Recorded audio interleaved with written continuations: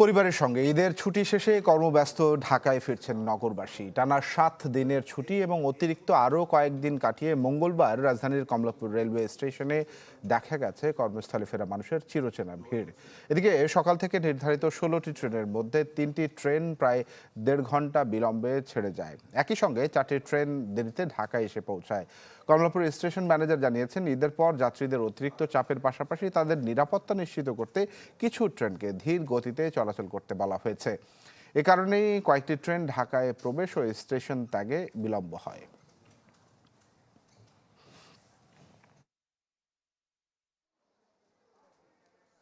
ঈদের ছুটিটা খুব ভালোই কাটিয়েছি, আর ট্রেনে তেমন ভোগান্তি হয়নি আর কি।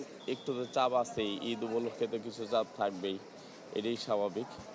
তো এমনি মোটামুটি ভালো কাটছে আলহামদুলিল্লাহ। যাত্রীর কথা বিবেচনা করে এই লেট যেটা ৪০-৪৫ মিনিট বা আধা ঘন্টা যে লেট আসতেছি, এটাকে আমরা লেট কাউন্ট করি না। সর্বপ্রথম আমরা যাত্রীর নিরাপত্তার কথাটা বিবেচনা করি।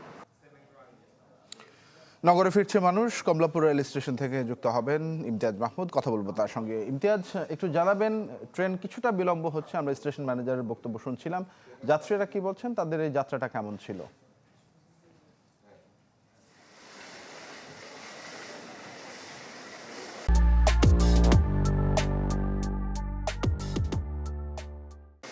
তানভীর, সেই সকাল ৭টা থেকে এই পর্যন্ত প্রায় ১৮টি ট্রেন কমলাপুর স্টেশন থেকে ছেড়ে গেছে এবং ১৫টি ট্রেনের মতো কমলাপুর রেল স্টেশনে কিন্তু ফিরেছে। এই সকল ট্রেনই কিন্তু একেবারেই যে ঈদের ছুটি কাটিয়ে, অর্থাৎ ৭ দিন পেরিয়ে যারা অতিরিক্ত ছুটি নিয়েছে সেই ছুটি কাটিয়ে কিন্তু এই ঢাকায় ফেরা, নিজের কর্মসংস্থানে ফেরা। কিন্তু যে সকাল থেকে নীলসাগর, ধূমকেতু যেই ট্রেনগুলো দূরপাল্লায় ছেড়ে যাচ্ছে, অর্থাৎ রাজশাহী, সিলেট, কিশোরগঞ্জ, চিলাহাটি, সেই ট্রেনগুলো মূলত হচ্ছে যে বিলম্বিত অবস্থায় ছেড়ে গেছে এবং এই ছেড়ে যাওয়ার কারণ হিসেবে যতটুকু জানতে পেরেছি, ট্রেনগুলো সেই কিশোরগঞ্জ, চট্টগ্রাম, চিলাহাটি এখান থেকেও লেট করেই ছেড়েছে এবং কর্মকর্তারা, কর্তৃপক্ষ বলছে যে, স্টেশন যিনি ম্যানেজার তিনি বলছেন যে নাগরিকদের, যারা হচ্ছে যাত্রী রয়েছে, যাত্রীদের নিরাপত্তার খাতিরে এই ট্রেনগুলো কিছুটা লেট করে আসছে। বিভিন্ন জায়গায় ক্রসিংয়ে ধীর গতিতে আসার কারণেই ট্রেনগুলো বিলম্ব অবস্থায় ছেড়ে যাচ্ছে বা ফিরছে। কিন্তু যে সকাল থেকে এখন পর্যন্ত সর্বোচ্চ বিলম্ব অবস্থায় এখন পর্যন্ত ছাড়তে পারেনি, সেটি হচ্ছে বুড়িমারি এক্সপ্রেস, যেটি লালমনিরহাটে যাবে এবং সেটির সময় ছিল সকাল 8:30। এখন কিন্তু 11টা বাজে। সেটি এখন পর্যন্ত কিছুক্ষণ আগেই লালমনিরহাট থেকে এই কমলাপুর রেল স্টেশনে প্রবেশ করেছে এবং মানুষ কিন্তু তাদের ভোগান্তির কথা বলেছে। একই ক্ষেত্রে তাদের মিশ্র প্রতিক্রিয়া, অর্থাৎ এতদিনের আনন্দ, এই ভোগান্তি তারা মানুষই বলছে। কিন্তু যে এখন পর্যন্ত সবকিছু স্বাভাবিকই রয়েছে, 2-4টি ট্রেন ব্যতীত সব ট্রেন সময় মতো ছেড়ে যাচ্ছে। তানভীর। ইমতিয়াজ, ধন্যবাদ আপনাকে। সড়ক পথের খবর জানাতে আমাদের সঙ্গে যুক্ত হয়েছেন রাজশাহী থেকে আবরার সাহেব। আবরার, একটু জানাবেন, আমরা রেলপথের খবর জানছিলাম, মিশ্র প্রতিক্রিয়া জানিয়েছেন মানুষজন, সড়ক পথের অবস্থাটা কেমন?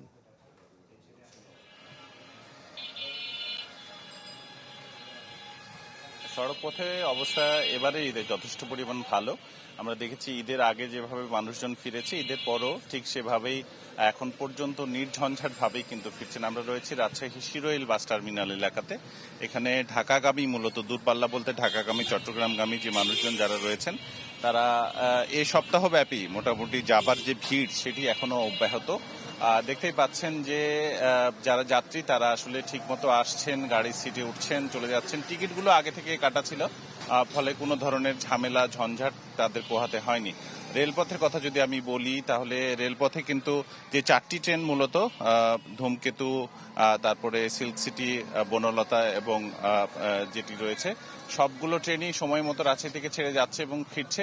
যদিও সপ্তাহে 4টি ট্রেনের 4 দিন বন্ধ রয়েছে, ফলে শিডিউলে কোনো ধরনের এখানে ঝামেলা হয়নি। তবে অন্যান্য ঈদে যেটি দেখা যায় যে টিকিট নিয়ে কিছুটা কালোবাজারির অভিযোগ থাকে, এবার কিন্তু সেটিও আমরা পাইনি।